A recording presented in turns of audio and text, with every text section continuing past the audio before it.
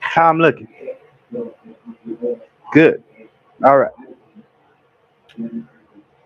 Ladies and gentlemen, you know the deal. Welcome back to Silicon Made Simple, your beginner friendly tech YouTube channel where we do all kinds of cybersecurity things, all kinds of computer hardware things, education, practicing labs, conversations, CompTIA stuff, all the good things that you need to learn tech in 2026, right? So welcome back. Thank you guys for rocking with me. Not sure of the duration of tonight's stream, but we're here. We're gonna rock out. We're pretty much just gonna continue from last Thursday. If you didn't if you didn't watch that, what we did last Thursday was introduce everybody to TryHackMe. TryHackMe is basically a cybersecurity website and platform where you can go and practice web-based labs. So they have like web-based SOCs, like virtual security operations centers, virtual SIEMs. I don't know if there's like firewall configuration and stuff, but yeah. So we're gonna jump right back into it. We had a lot of fun last time. We did like a fake run where we were like looking at a bank account that got hacked, and we had to figure out what happened there and like stop a malicious attack and all that. So it was really exciting, and it was cool because it was walking you through each step and kind of telling you like, all right, this is what you're doing. This is why you're doing what you're doing, and I think it's really good. One of the best ways to get your hands on and actually understand what these alerts look like and actually kind of get a feel for um, what kind of alerts you might get, how urgent they are, how to solve them, when to escalate, etc. So this is a great place to go. I'm gonna go ahead and share my screen now, like I always do, and then we can go ahead and get started. So I'm just gonna share the entire screen and my audio, and here we go. So back to TryHackMe. Again, this is just what the regular page looks like. This is what it looks like when you sign in. Kind of gives you a little bit about it. Junior pen testing path. There's all kinds of paths that you can enroll in. They're pretty much like career paths, right? So it kind of just depends what you want to do. Like Cybersecurity 101 is very basic. There's a lot of like gamified lessons. Yeah, it's a great platform. So again, tryhackme.com. Make sure you don't type anything wrong in. Make sure that you're using the hypertext transfer protocol secure, and you have the right licenses and all that. Basic cybersecurity stuff. Just make sure you go to the right website. All right. So I'm gonna go ahead and log in.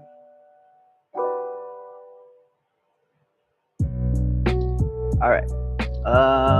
So there is a deal right now. No thanks. Maybe tomorrow. So here we are. So this is what it looks like, and then it kind of tells you like different rooms you can be in. So the short that we actually posted today was about phishing. It was like when you get those DMV, the fake DMV texts, I should say, and it's like telling you about a toll booth, and then it's like, oh, if you don't pay now, then you're gonna, whatever. They try to give you some kind of consequence if you don't click this link right now, right? Well, all that happens is when you click that link, you're kind of giving them a gateway into a lot of sensitive information that's on that personal device. So never open those texts. Always remember the DMV is never going to text you, right? I believe they go through email for their contacts. So yeah, just be smart, filter your things the right way. there's a lot of resources too that you can use to check if something is phishing. I've put certain phishing messages that I'm curious about into ChatGPT or Claude and said, do you have any information on this being a phishing attack? And a lot of the times they'll be able to give you a basic rundown of if other people have reported it and experienced it, what it is, and how to avoid it and whatnot. That should never be your end all be all, right? Because we all know that regardless of how much they've invested in it, AI is still prone to hallucinating due to the stage that it's currently in. But yeah, enough blabbing. Let's go ahead and just get going. Just gonna turn this up a little bit. Okay. Next room. All right. So recent, you'll see we did the defense security intro and the offense security intro. So search skills, defense security, search skills is the next one.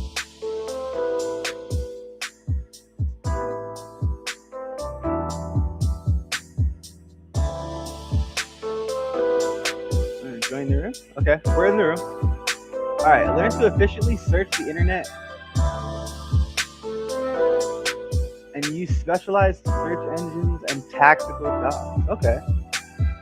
A quick Google search for Learn Cyber reached 600 million hits, while a search for Learn Hacking returned double that number. So over 1 billion hits, right, or interests in the search engines related to hacking.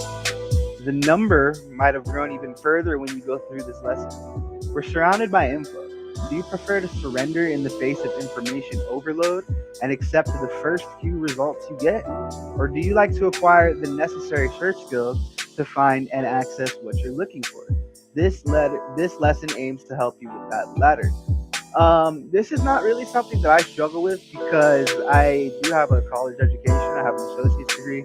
And in college, one of the first things they teach you like freshman year is how to conduct proper research using the internet. So I think we'll run through it, but this could be a cool lesson. So the goal of this lesson is to teach and evaluate information sources, use search engines efficiently, explore specialized search engines. That's the only thing I'm not really sure what they're talking about, so that'll be a new lesson for all of us. Reading technical documentation, making use of social media. I mean, I think if you're under 30, I don't even know what age bracket you have to be in, but most people that have a smartphone understand and make use of social media in one way or another already. So I didn't mean to take shots at any age group. Don't get on me for that. And we're going to check the news outlets. So check how many results you get when you're searching for Learn Hacking. So before we get into this, actually, there is a cool thing that you can do to kind of search trends and do a little bit of like advanced search. So you can actually just go to Google and type in Google Trends. Okay? This first link right here is going to take you to Google Trends. Google Trends is something that you can use. It's a advanced search engine, but you can use this to get information on what kinds of things people are searching and what quantitative data there is behind that. So like let's check what we just learned. Let's type in hacking. All right, let's see hacking as a search term in the past 3 months. Okay, so hacking has, you can see it sustains interest. It doesn't really dip down past,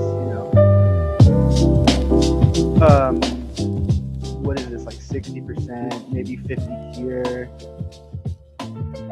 52. Another low here at 55. This might be the lowest low at 48. So the interest stays pretty consistent when it comes to hacking. And you can see here, over the past 3 months, people are typing in growth hacking techniques. There's a lot of rising queries about growth hacking. What is growth hacking? So yeah, it seems to be a little bit of an interest in that for the past quarter. And then you can refine it. Like, what if you just care about what people are searching this week? There's a lot of there's not as much general interest. So like, what is hacking? But there's growth hacking is still up, ethical hacking 10%, happy hacking keyword seems like a product. So there's a lot of things that you can discover just from using Google Trends. And if you know how to parse through I didn't even realize that this had completely changed direction. I'm so sorry. But you'll kind of realize, like, if you can parse through quantitative data, this is a great tool, right? So let me just check myself. Yeah, we're good. Sorry, I didn't realize the camera bent out. Okay, so any questions before we proceed? No questions? Cool. All right, so check how many. Okay, check how many results you get when you search for learn hacking at the time of writing. Okay, well, it didn't give us any answer. Maybe that was the software pickup or something. I don't know. Anyways, step 2. On the internet, everyone can publish their writings. It can be done in the form of blogs, articles, or posts. It can even be done in more subtle ways, like editing a public wiki page. So people because wiki is open source, and you can edit it as long as you have an account. So never get your information from Wikipedia. Use it for like general things, like maybe you want to learn of certain thing about a celebrity, or like very general information that can be triple, quadruple, 5 times, 6 times, 7 times, 8 times, 9 times checked over by 100 different places. Cool, get your info from Wikipedia for that. But other than that, my G, what are we talking about? This ability makes it possible for anyone to voice their unfounded claims. Anyone and everybody can express their opinion about the best cybersecurity practices, future trends, and how to prepare for a developmental security operations interview. It is our job as readers to make sure we evaluate that info. So we're going to mention a few things to consider when evaluating this information. You got to take care of this. So there's 4 things, right? The source, the evidence and reasoning, the objectivity and the bias, and the corroboration and consistency. The source, I would argue, is probably the most important thing. Identify the author or the organization publishing that info. We have to consider whether or not they're reputable and authoritative on that specific subject matter. Publishing a blog post does not make somebody an authority on that subject. Anyone can write blogs. I can go and write a blog about why Nike is the best shoe brand on the planet. And I do not manufacture sneakers. I don't work in any type of clothing industry. And I have a bunch of different shoe brands in my closet, right? So would you want to take my word for saying that Nike is the best brand ever? Probably not. You're going to want some hard facts to that, especially with things that are detrimental to the success of something, like medical information. You're not going to get from blogs, right?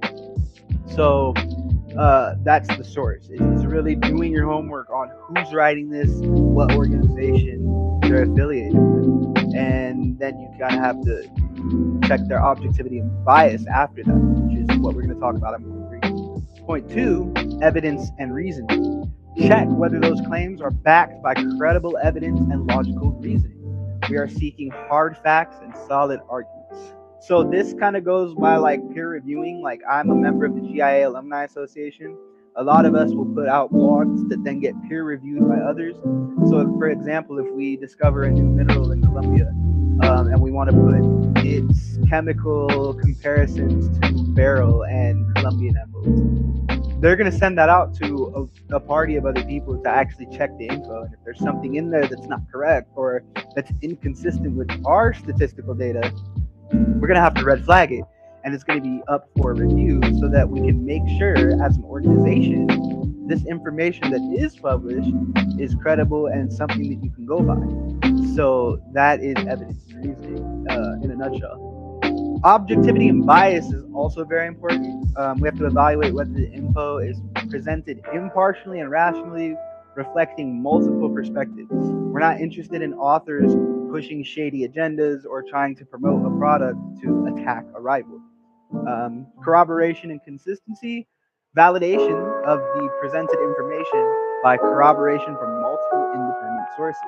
That is kind of like peer reviewing, like what I just talked about.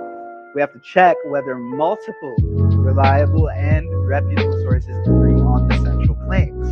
Not if Steakhouse Blogs is saying that Mark's Steakhouse on Fifth Avenue is the best steakhouse on the planet, and then the person backing that info is Steakhouse Blogs, New Jersey. It's probably the same people, so they're just kind of pumping their own product, right? That's why it's important to make sure that you're checking that these multiple sources come from a decentralized structure. And if it is centralized, like I said, there should be some sort of constrictions there, some sort of higher integrity, I guess. I don't have the right word, but there should be something there to hold people to a standard of publishing information that is credible, right? So that's an overview of why it's so important to make sure you're getting your research done in places that are completely valid and not just bogus. What do you call a crypto? So what are the answers? What do you call a cryptographic method or product considered bogus or fraudulent? Click it. Use your favorite search engine. What do you call a cryptographic method? Okay, so it's literally making you use your favorite search engine to answer this question. So what we're gonna do here is go ahead and just copy and paste this. Control C. We're gonna throw it. Now, you'll notice, right?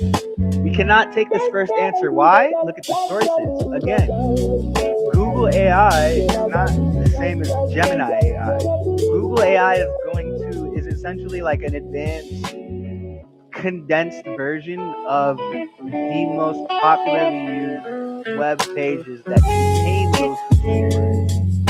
So these have not been parsed for data. They're not actually anything that you want to go off. Even though this is a very simple answer, and a lot of you guys probably know it already, we're not going to go off the AI overview because of the sources that it comes from.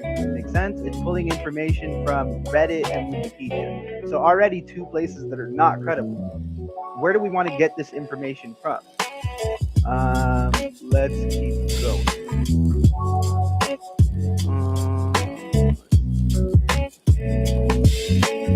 Academic kids.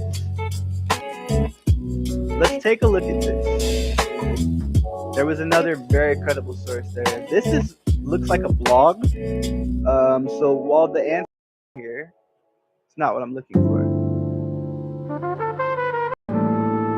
Something like that would be a valuable source, but that's not what we're talking about. I do know the answer, by the way. I just want to show you guys a little bit about what it looks like to actually parse online those credible things. Another easy way to do this is you can use AI, right? But you have to do something like this. Please pull information from verified or peer-reviewed sources.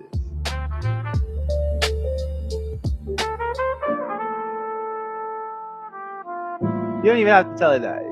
The less you put, the better, right? So now you'll notice that when it searches the web and it pulls it, see, look, it's just going to Wikipedia again.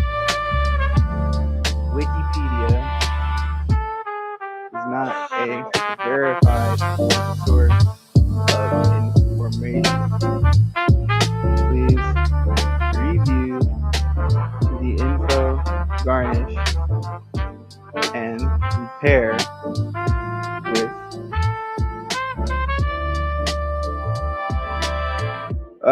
let's say data from university. Again, that's an AI hallucination. It just hallucinated. I told it to only pull from verified sources, and it went straight to Wikipedia. That's why you also cannot just blindly type things into AI. You have to check what it's giving you out. It'll it'll be great, but you just got to figure it out the right way. So now, where are we getting this information from, right? So we have it right here. A cryptographic method or progress is considered bogus or fraudulent snake oil. So we saw the answer like 7 different times. Trust me, I get it. But the whole practice of this was to show you guys where you're going to go to get actual information, how to pull things from verified sources. See, this isn't even a valid link. So, but bcs.org, let's see. The Chartered Institute for IT, this is an institution that doesn't look like they have bias or political agendas or really any reason to publish false information. And most institutions of education are kind of held to a higher standard by a third party or peer reviewed or something like that. So we have our answer.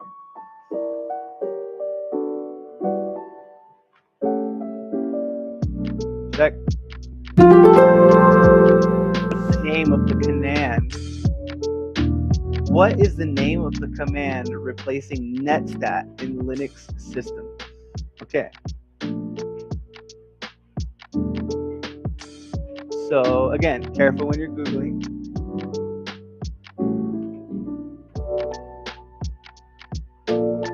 Maintain.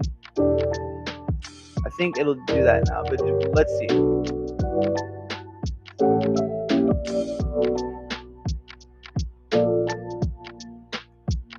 So what you'll notice sometimes is that ChatGPT doesn't give you a source. That's because it's actually kind of really good at coding, and so it can not only read code, but it can also generate code for you. A lot of the times it doesn't work. A lot of the times it needs to be fixed by a coder. That's what's a term called vibe coding. From what I understand, a lot of the time software developers now are spending their time checking code that was written by AI as opposed to actually writing the code themselves. I don't know how I feel about this because I don't know what direction this takes the industry and how detrimental it is.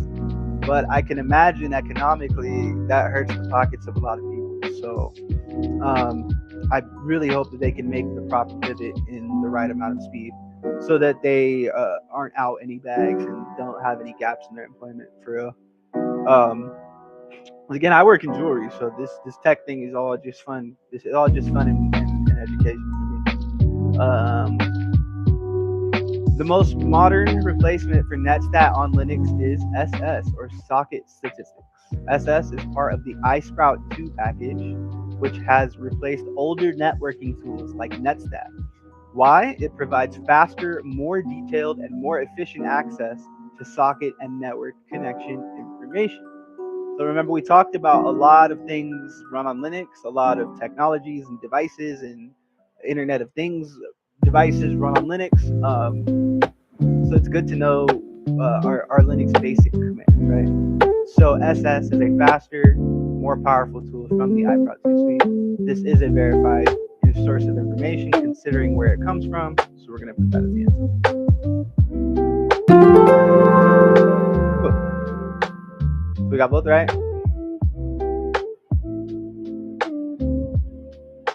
All right. Every one of us has used an internet search engine. Not everyone has tried to harness the full power of an internet search engine. Almost every internet search engine allows you to carry out advanced searches. Consider the following examples. Google, Bing, which is Microsoft's search engine, if I'm not mistaken, and DuckDuckGo. I had never heard of DuckDuckGo before, but if it's up here, it's got to have traffic. Let's consider the search operators use Google. Exact phrase, double quotes indicate that you are looking for pages with that exact phrase. For example, one search might charge for a passive reconnaissance to get pages. Right? This operator lets you specify the domain name which you want to limit your search. Oh, cool. For example, we can search for success stories on TryHackMe using site tryhackme.com success story. We learn something new every day. This is a new operation. The minus sign allows you to omit search results that contain a particular word or phrase. So, for example, you might be interested in learning about the pyramids, but you don't want to view any tourism websites to reduce the exposure to bias. One approach is to search for pyramids with the minus sign before the term tourism, or minus sign before the term tourism followed by the term pyramids. So you can basically kind of filter out certain sources of information, which is very helpful. File type. This search operator is indispensable for finding files instead of web pages. Some of the file types you can search for using Google are portable document format, PDF, Microsoft Word documents, otherwise known as Doc, Microsoft Excel spreadsheets, XLS, and Microsoft PowerPoint presentations, PPT. For example, to find these cybersecurity presentations, try searching for file type PPT, which again, PPT is PowerPoint presentation. So file type, PowerPoint presentation, cybersecurity. You can check more advanced controls in various engines in this advanced search operators list. However, this one, the list above, provides a good starting point. Check your favorite search engine for the supported search operators. How would you limit Google search to PDF files containing the terms cyber warfare report?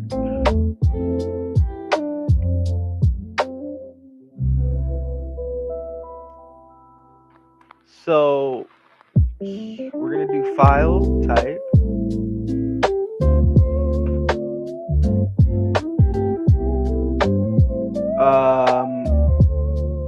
We want to search Google for only PDF files with the terms cyber warfare report. So file type,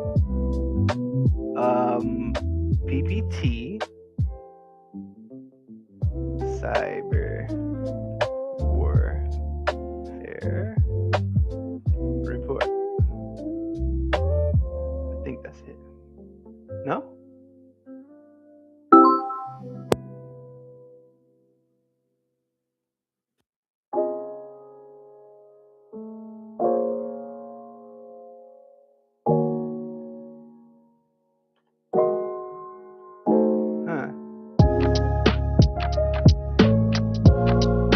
Are we sure? Did I get it wrong?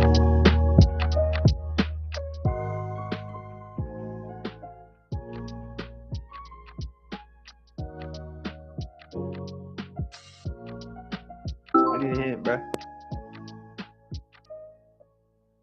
Oh, we just learned about the second answer. We know SS. This stands for socket statistics. So let's knock that one out. Socket statistics. Not the best speller, I'm not gonna lie. Okay, so we got that one right. What are we doing wrong here? How would I limit?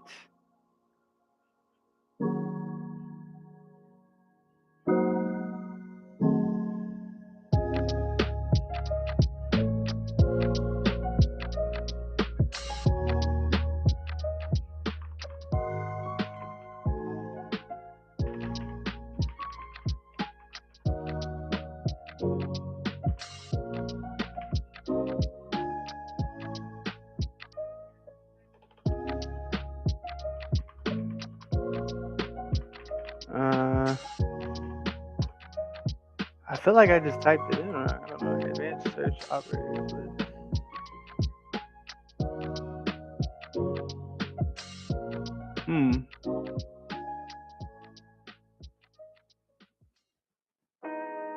Let's see what we get.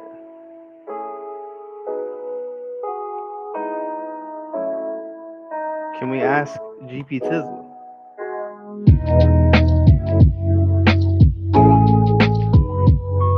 Oh, PDF.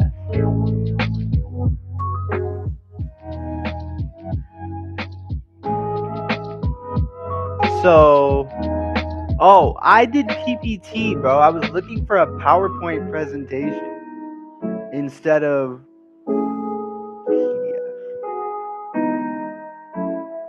PDF. Okay, all right. PDF. What was it? The cyber warfare report.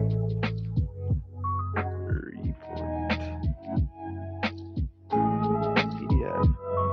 Cyber warfare report. All right, there we go. Cool.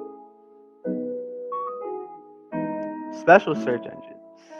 You're familiar with internet search engines, however, how familiar are you with specialized search engines? By that, we refer to search engines that are used to find specific results. Let's start with Shodan, a search engine used for devices connected to the internet.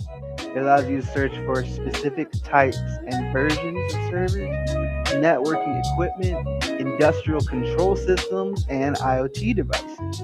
IoT, we talked about Internet of Things. You may want to see how many servers are still running Apache 2.4.1 and the distribution. To find the answer, we can search for Apache 2.4.1, which will return the list of servers with that string in their headers. Consider visiting the Showdown search query examples for more fun. You can check Showdown trends. Cool. Let's check this out real quick. Wow, this is cool. So, like, what happens if we type system? Okay, so it gives you a lot of data on Cisco communications and their top products. There's a lot of secure shell, a lot of iOS, HTTP configurations. Wow, this is actually really cool. Top organizations: NXT, Computing Co, Sunrise, GmbH, Telecom, Microcom. Top ports. Okay, so yeah. Wow. So we're going to talk a little bit more about networking. We haven't gone much into the networking side, but I love networking too. Ports are basically like how everything is actually connected, where things go to. I'll do a much better explanation next week or whenever we get into a little bit more of the network stuff. But like, for example, let's search port.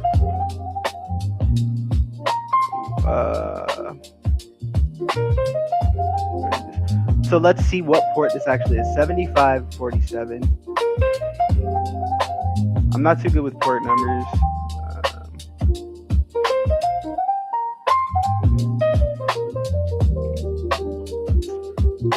Port 7547 is used for CPE Wireless Area Network Management Protocol, also known as TR69.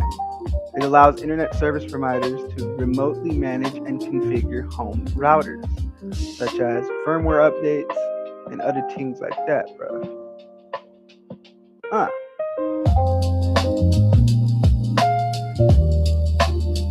So this is .edu. More quantitative data for this specific port. That's cool. Word. All right, so that was really cool. So that's what Shodan is and how it works. Census appears similar to Shodan at the first glance, but Shodan or Shodan, I don't know how I'm saying it. I don't know how to pronounce it. If you guys have used it and know how to pronounce it, help me out. Leave it in the comments. Shodan focuses on internet-connected devices and systems like servers, routers, webcams, and IoT devices. So it looks like this one's a little bit more for devices, if I'm understanding this correctly. Census, on the other hand, focuses on internet-connected hosts, websites, certificates, and other assets. Oh, so this is going to be more related to like internet certificates, licensing, HTTPs, things like that. Cool. VirusTotal is an online website that provides a virus scanning service for files using multiple antivirus engines. Excuse me. It allows users to upload files or provide URLs to scan them against numerous antivirus engines and website scanners in a single operation. They can even input file hashes and check the results of previously uploaded files. Oh, dude, this is epic. VirusTotal, you are in your bag. So you can submit your file here, and then what it's going to do is literally scan it for you and let you know if it's malicious or virus infected. Have I been pawned? Does one thing. It tells you if your email is severed and data breach. I hate to say it, but if you have a basic email address related to your name, it probably has been, you've probably fallen victim to a data breach. What kind of data breach it was depends on the threat actor, of course. But most of the time, that'll be like a ransom thing, like, haha, we cracked your system, pay us, and we'll give you it back. And I don't know. I really don't know how that works because I'm not a bad guy, but we'll see. We'll learn. We'll learn. What is the top country with light TV service? Okay, so which one of these do we have to use to figure out? So we're gonna use Shodan, and we're gonna use it to search for that exact thing. We want to know light TPD. Okay, so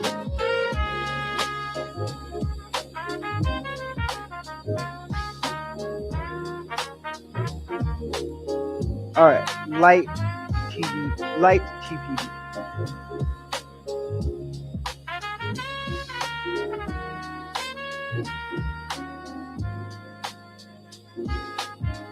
Hello. Okay.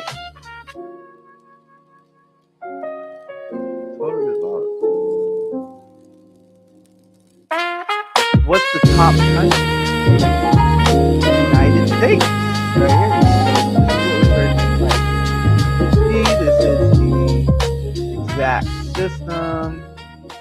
And let's view it on the map. We can't do that without an account. I'm going to make one because this is awesome. But we can see right here, top countries, United States.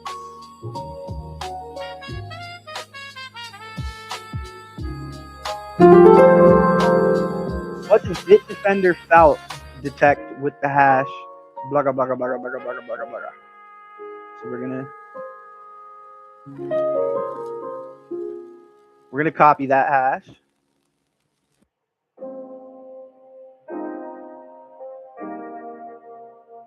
And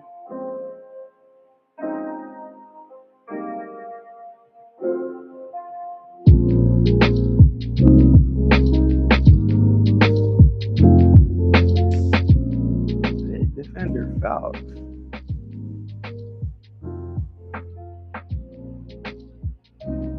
What is that? Bitdefender Falp.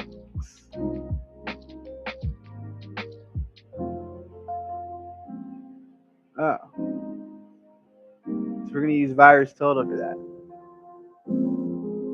Alright, let's go to VirusTotal. And if we search this hash. Oh. Ooh.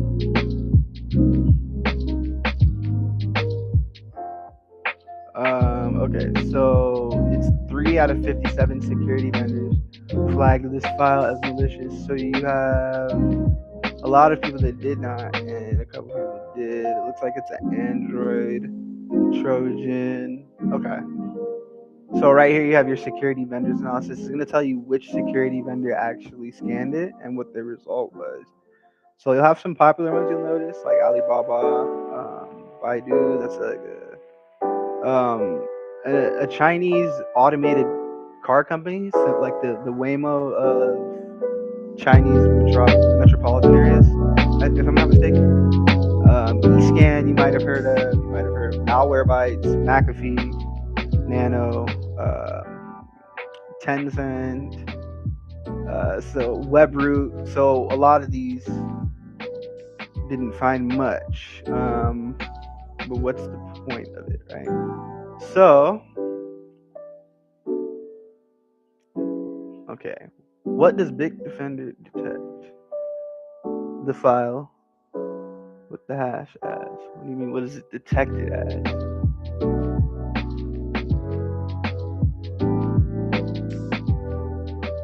Malicious? I don't know.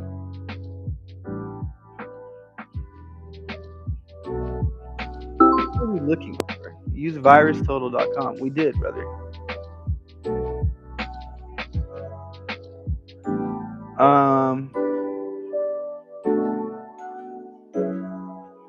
Hold on, man. Is it this? An Android?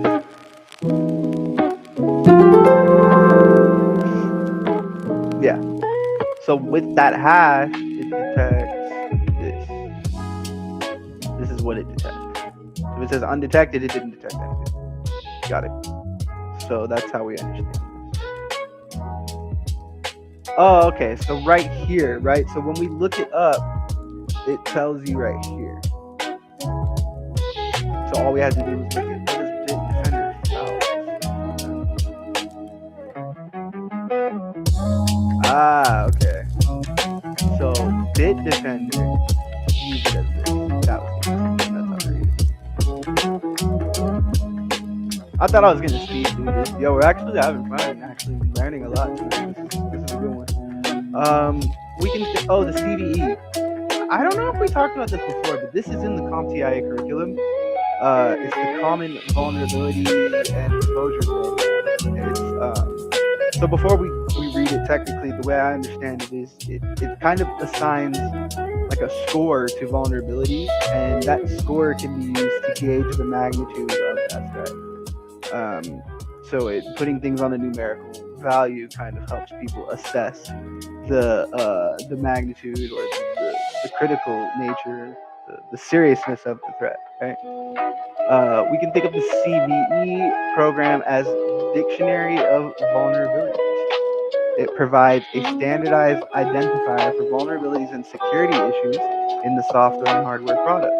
Each one is assigned a CVE ID with a standardized format such as CVE, a number, a year, and a number. This unique identifier, or its CVE ID, ensures that everyone from the security researchers to vendors and IT professionals is referring to that same vulnerability. So we want to make sure that we're talking about the same thing so that we know how to treat it. We know what kind of what the scope of the threat is, right? We want to all be on the same page. The MITRE Corporation maintains the CVE system. For more information and to search existing CVEs, visit the CVE program website. So let's pull that up.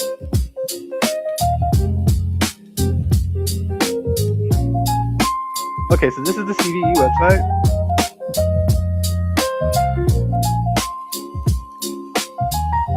Excuse me. Do you have anybody in the chat? Cool. You guys can also drop questions afterwards. I will always read them and try my best to respond. For more information and to search, visit the website. We popped that up. Alternatively, visit the National Vulnerability Database website.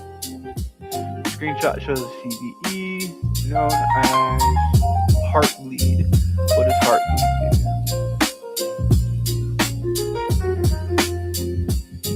So here's what it does. Red Hat Inc., which is associated with Linux. It's basically like a Linux security kind of thing.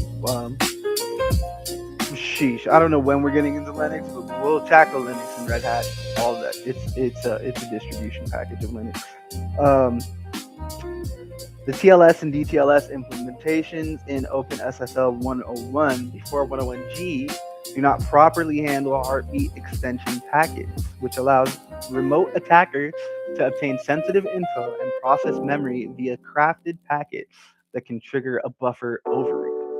It's demonstrated by reading private keys related to d1 underscore both.c and another file t1 underscore lib.c, aka the heartbleed bug. No good, man. Exploit database. There are many reasons why you wouldn't want to exploit a vulnerable app. One would be assessing. Needless to say, we should not try to exploit a vulnerable system unless we're given permission by a legally binding agreement. Do not try to hack your favorite companies unless they're paying you to do it. And if they're paying you to do it, you are making some healthy chicken, I promise you. Now that we have permission to exploit a vulnerable system, we need to go find a working exploitation code. One resource is the exploitation database. The exploitation database lists exploit codes from various authors. Some of these exploit codes are tested and marked as verified. Let's take a look. So it tells you the date right here, the type that it was, the platform, and the author. Verified. Okay, so it looks like as you go down, they're in chronological order from which they were received. Yeah. Okay. All right, and then it's gonna give you the lab here. What do we have down here? Okay, sure. Sell my info. I don't care. Oh, databases, exploits. So let's make sure we're looking at the right thing. Yeah, we're on exploits. Okay. Cool. The exploitation database. Pretty simple. www.exploit-db.com. It's a secured website. So check that out when you guys get a chance. We're probably going to use it. GitHub, a web-based platform for software development, can contain a lot of tools related to CVEs. To demonstrate this idea, check the screenshot below. Okay, what utility does CVE 2024-3094? So this is the format that it's asking about. Remember that first one that we talked about? It's like this CVE in this case. So that's the CVE ID.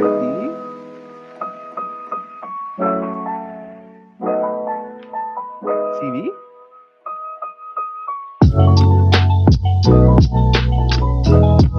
What utility does it refer to? What am I not understanding?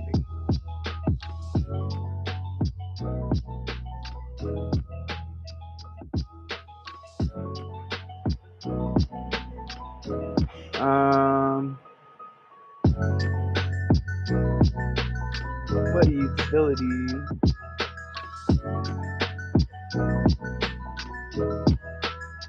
Let's get a hint. I'm a little bit confused, right? What are we talking about here?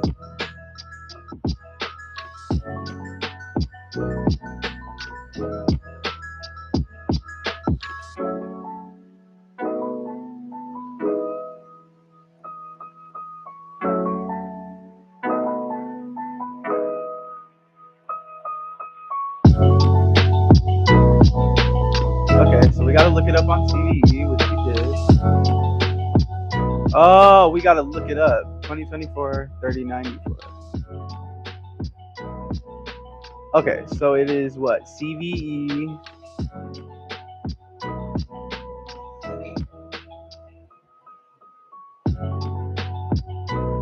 So it's CVE dash 2024 3094, right?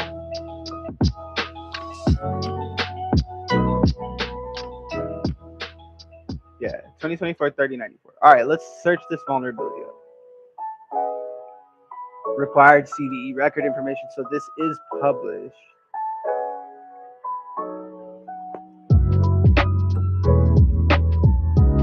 Title XZ, malicious code in a distributed source. Which utility this is? XZ on the upstream tarballs of XZ. Through a series of complex obfuscations, the libslma build process extracts a pre-built object file from a disguised text test file existing in the source code. Oh, so it's obfuscated, so it's like hidden in there, which is then used to modify specific functions in the code. Ooh, that's nasty. Okay. So it looks like we figured it out. It's this XZ. Fantastic. It's referring to the XZ utility.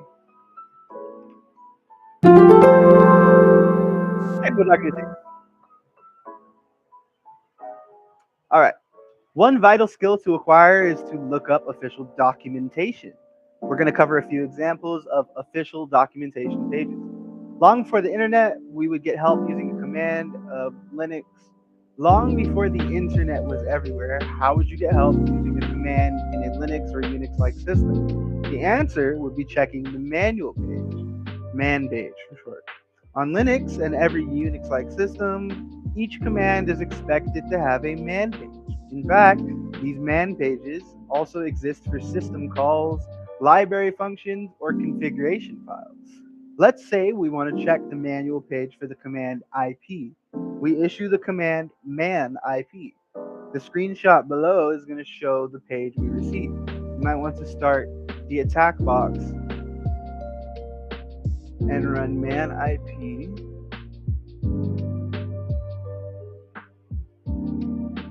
Okay.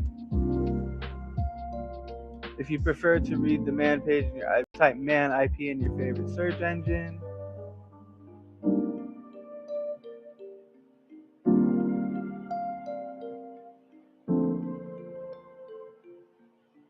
The attack box is a Linux system accessible from your browser. Clicking on the Start Attack Box button will display. Oh, okay. Yeah.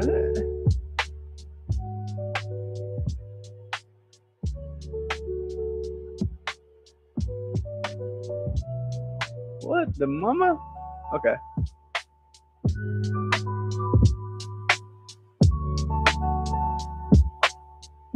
Microsoft provides an official technical documentation page for its products. The screenshots allow the search results. Every popular product is expected to have well-organized documentation. Right. That's what technical writers do. The documentation provides an official and reliable source of info about the product features and functions, safety, all that stuff. Examples include Snort's official documentation, Apache HTTP server doc, PHP doc, and Node.js documentation.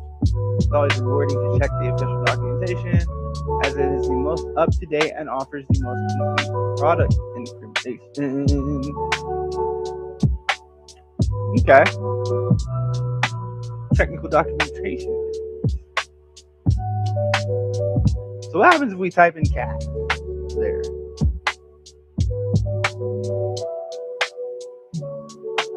I don't think that's what we were supposed to do. I don't think that's what we were supposed to do. Let's get a hit. Check its manual page. We're gonna check its manual page. Start attack box. We have a start attack box button.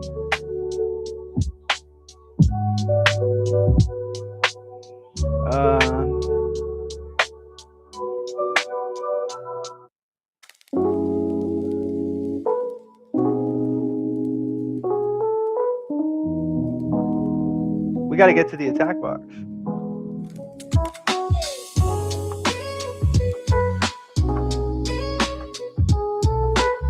Okay, so it's through the web browser. Okay, so we just need a little bit more information. Attack box.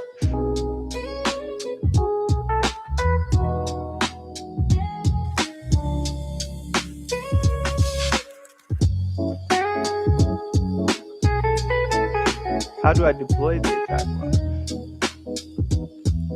Oh, okay. We have that here.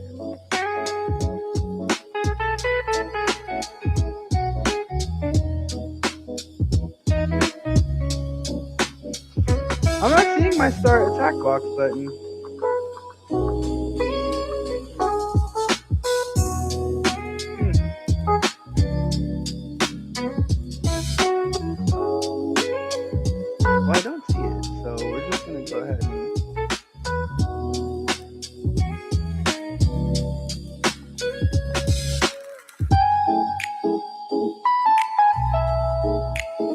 concatenate.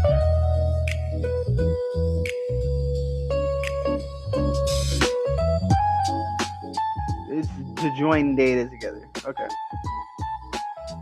It's a very weird word. My button wasn't working, but it looks like there's supposed to be an attack box that you can pull up and use to your advantage to complete that answer. But it didn't pop up for me, so maybe I misunderstood something. What is the netstat parameter in Microsoft Windows that displays the executable associated with each active connection and listening port? So we're going to run this. Let me close this, close that, close this, close. We're going to go back. We're going to click that netstat. To use the netstat command on Windows and view active network connections, or open the command prompt. Command prompt is accessible by doing CND.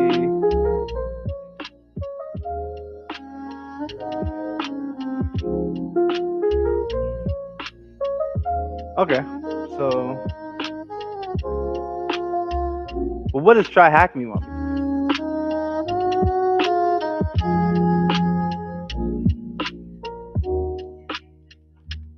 What is the netstat parameter in Microsoft Windows that displays the executable associated with each active listening port? Minus B. So if we wanted to see each active listening port, we want to use minus B.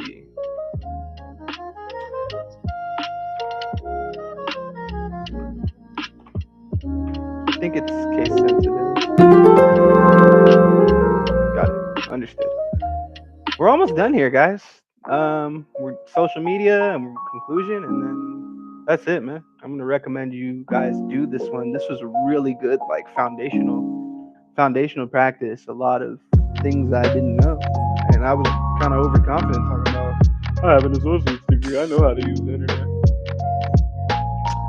Okay, but there are billions of users registered on social media platforms like Facebook, Twitter, LinkedIn, whatever. We expect you to be familiar with popular platforms. However, if you are aware of any platform you're not familiar with, we recommend that you check it out and learn about it.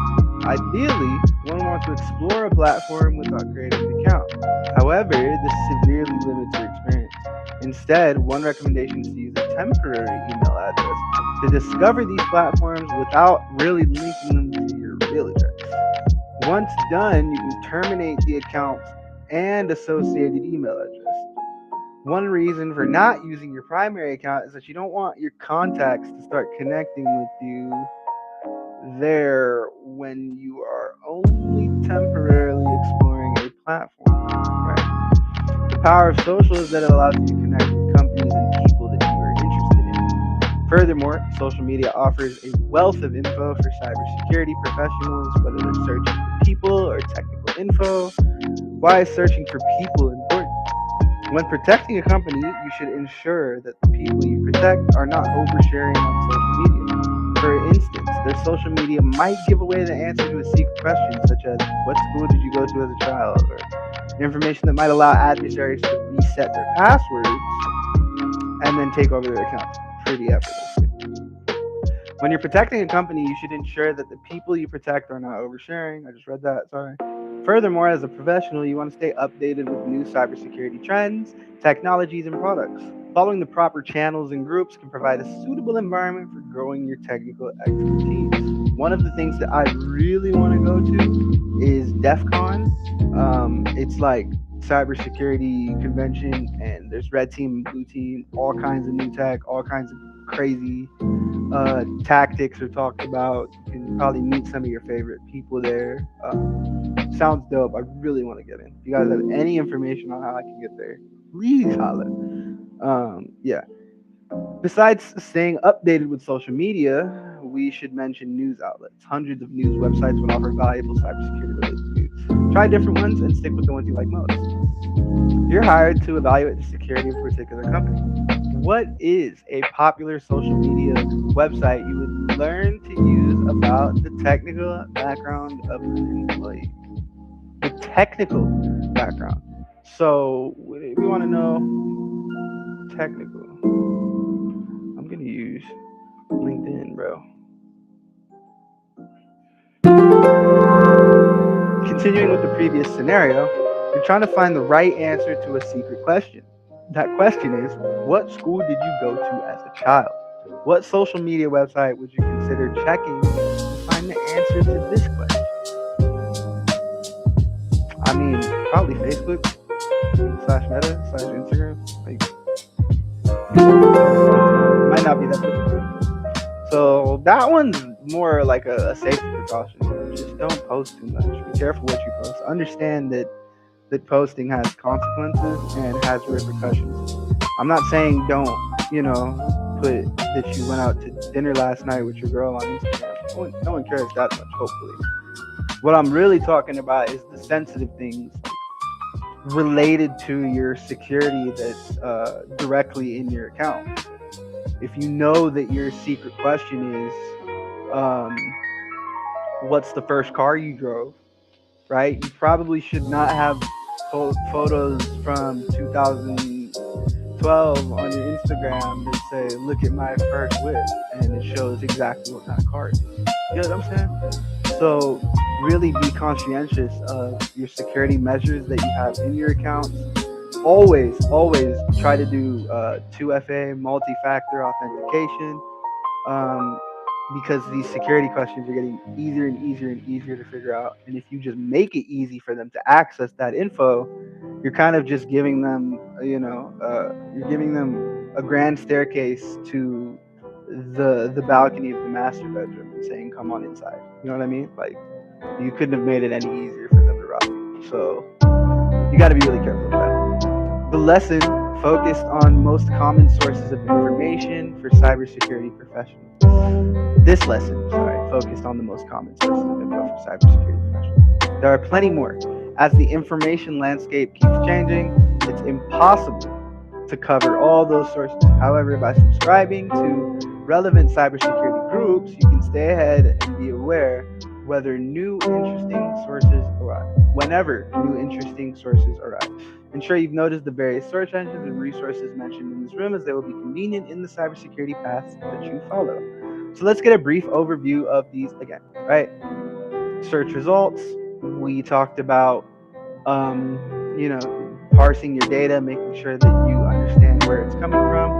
We went into these search engines, Google, Bing, DuckDuckGo, and how you can use like deductive commands to kind of filter out information.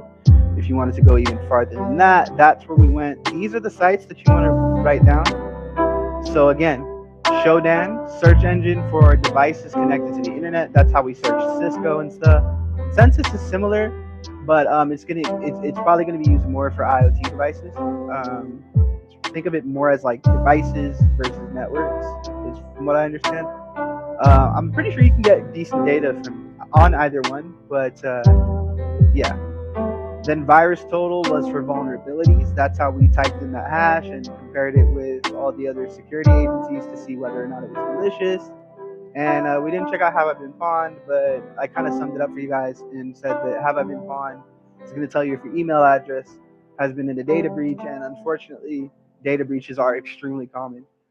If you have been, your account has been in a data breach, there's ways you can go about it where you can pay a small fee for a third-party company to kind of wipe your data from the internet. They can even contact these data brokers on your behalf and demand that your information be deleted in like a legally accepted way, so that the data broker can't say no or can't, rebuttal their claim or anything. So if that's something that seems tedious or time consuming to you, definitely look into having a verified, reputable third party do that data scrub for you. You guys have any recommendations we could use for that? Definitely drop them here. I will check them out and then recommend them. So yeah, again, Shodan, census, virus total, have I been blind, and then vulnerabilities and exploits. We did CVE, we got the CVE ID, we searched it up. Um, yeah, so those are your sites, CVE databases, and technical documentation. I want to learn more about the Linux manual. I think a great way to do that would be to actually fire up our virtual machine, go into Ubuntu, and then just type in those commands. We're gonna start getting our feet way more wet with labs, like actually doing that kind of thing. Again, this week and maybe next week, I'll probably do a remainder of like April with like beginner friendly labs. And then by the time we start May, we'll be doing like real nitty gritty kind of tech stuff. My goal or my expectation is that by that time, there will be enough content on this channel for you to catch yourself up so that you can learn with us. But again, I'm always available on the side. If you want to reach out to me on social media, go ahead and leave a comment in the video, and I will personally reach out to you and provide my best, most consistent method of contact. Because I just want to help you guys out, and I want to build this community up to like a cool online school type of thing, right? So we can all just kick it and learn more about cyber together for real. That's my goal here. Um, Conclusion: we're done, man. Um, we're good to go.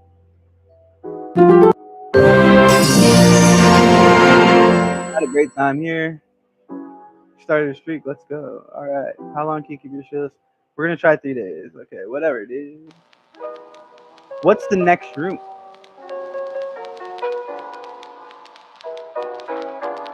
Learning Linux. Oh, dude. I swear I did not know this was the next lesson. All right, that's it, man. Silicon made simple. Next week we're learning Linux. If it's this early in TryHackMe, I trust that it's going to be pretty beginner friendly. Um, yeah, the virtual machine version that I was going to do, not so beginner friendly. Yeah, but this is going to be great. It's going to be a little intro to Linux. Linux works off commands.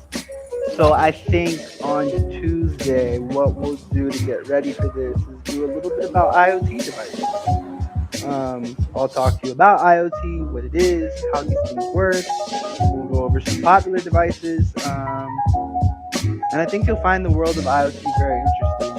Because when you look around the modern room setup today, there's so many things that just go straight over your head. You didn't even realize we're connected to. So, yeah. Linux Labs next Thursday, IoT on Tuesday. Again, this has all been on TryHackMe. This is just the first couple rooms, and if you guys need those sites, I will try to. I'll make sure they're included in the description below.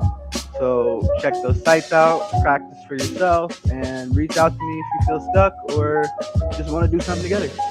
Until I talk to you on Tuesday, though, I hope you guys have a great, fun, safe weekend. Spend time with family. Call your friends. Tell them you love them. Drink plenty of water. Spread love. Don't hate. Go play sports. Do something active. And yeah, that's it. That's all I got for you, man. I'm gonna go spend some time with wifey, and hope you guys have a incredible, incredible week. Thank you so much for rocking with us. Silicon made simple, baby. Peace. I almost clicked share screen again on accident. And my eyes bugging, All right, I'm off stream. Love you guys.